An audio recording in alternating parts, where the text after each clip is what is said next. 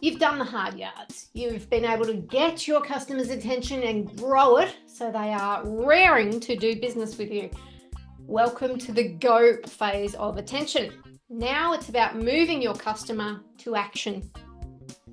We want them to click that button, make that call, buy that product. More importantly, they want to click the button, make the call, or buy the product. Hi, I'm Bree Williams, the Behaviour Changer, one of Australia's leading authorities on behavioural influence. Since 2011, I've been showing business owners and leaders how to get better results using behavioural science. In this video, I'm going to share 3 ways to get your customer to act. Starting with number 1, desire to act. Our first path, converting attention, is capitalising on their desire to act. You will have fueled the desire to act throughout the grow phase of attention. In the grow phase, your role is to tell a story that culminates right here in the moment of truth, the decision to go forward.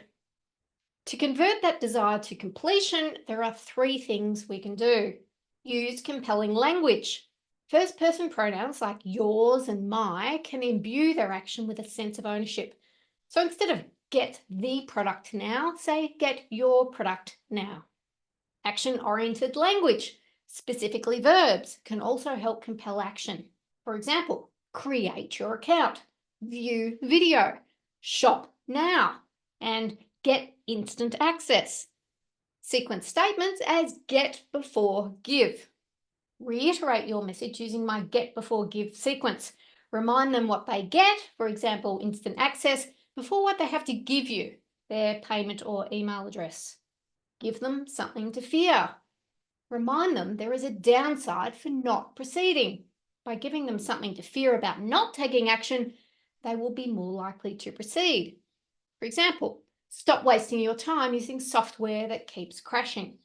Scarcity is useful here too. For example, you can only hold their booking for the next 10 minutes, or there are only 3 items left in this size and colour in stock. Number 2, clarity of action. The second way we can convert attention to action is to make sure they are clear on what they need to do to proceed. There are a number of ways we can do this. Use unambiguous language.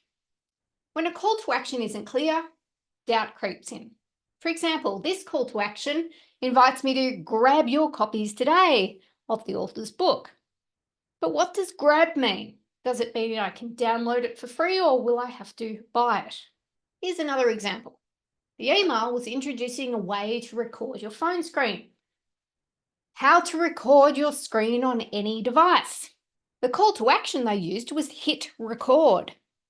Cute, because it riffed off the subject matter, but ineffective because it inferred it would start recording as soon as I hit the button.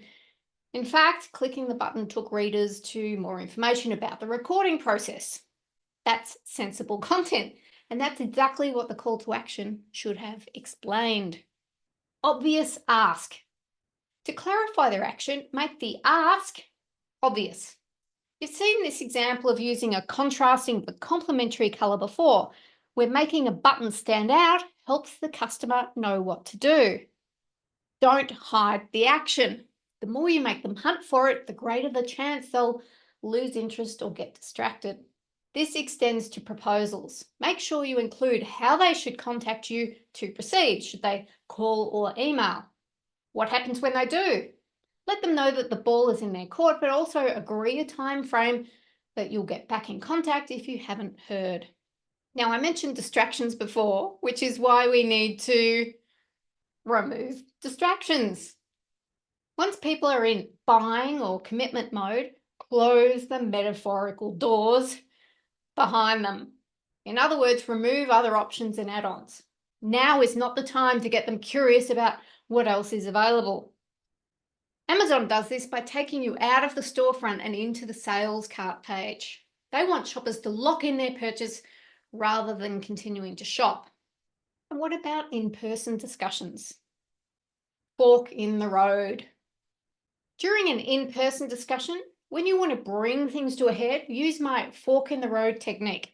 You'll find more on this in the Closing the Sale lesson. Our aim is to leave no doubt as to what they need to decide. Here's how it goes. From what you've shared, it sounds to me like you've reached a decision point. You can either do X, which sounds like it might not meet your goals, or Y, which is something we can arrange while we're here. With those two options in mind, what would you like to do? Number 3, ease of action. I mentioned Amazon a few moments ago.